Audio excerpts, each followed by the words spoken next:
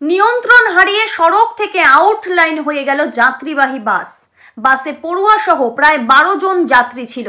এর মধ্যে 4 জন যাত্রী গুরুতর আহত বলে জানা যায়। আহতদের প্রথমে চালসার মঙ্গলবাড়ি গ্রামীণ হাসপাতাল ও পরে মাল সুপার স্পেশালিটি হাসপাতালে নিয়ে যাওয়া হয়। মঙ্গলবার দুর্ঘটনাটি ঘটে মেটেলি ব্লকের জুড়ন্তি চা বাগানের রাস্তায়।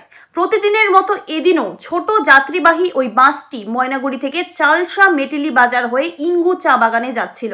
যাওয়ার পথে জুড়ন্তি চা বাগান এলাকায় বাসটি নিয়ন্ত্রণ হারিয়ে সড়কের পাশে আউটলাইন হয়ে যায়। বাসে থাকা যাত্রীরা আহত হয়। স্থানীয় জনগণই বাসের ভিতরে থাকা যাত্রীদের উদ্ধারে হাত লাগায়। পরে খবর পেয়ে এলাকায় পৌঁছায় মেটেলি থানার পুলিশ বাসটিকে আটক করে থানায় নিয়ে আসে। ঘটনায় ওই এলাকায় বহু মানুষের ভিড় পড়ে যায়। ওই রাস্তার কাজ চলতেছে, তো ওই ফ্যাক্টরির ওখানে রাস্তা বন্ধ ছিল, আর আমরা তো এখানে অনেকবার উঠানামা করছি, আজকে তো আর নতুন না। তো আজকে যে কি করে গাড়ি আবার ব্যাগ হয়ে মানে তাল মিলাইতে পারলাম না, মানে ওই মানে সামলাইতে না পারে ব্যাগ হয়ে গেল আর কি। কয়েকজন স্টুডেন্ট ছিল, মোটামুটি তাও 10-15 জন ছিল আর কি।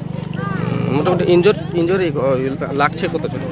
লাগার তো কথা এখন এমন একটা মানে খবর পাওয়া গেল ইঙ্গুর যাদের পেশেন্ট আর কি, ওখান থেকে লোক হসপিটালে গেছে, দেখে আসলো, ডাক্তারের সাথে কথা বলছে, এমন একটা মানে বড় কিছু লাগে নেই, মানে সামান্য আর কি।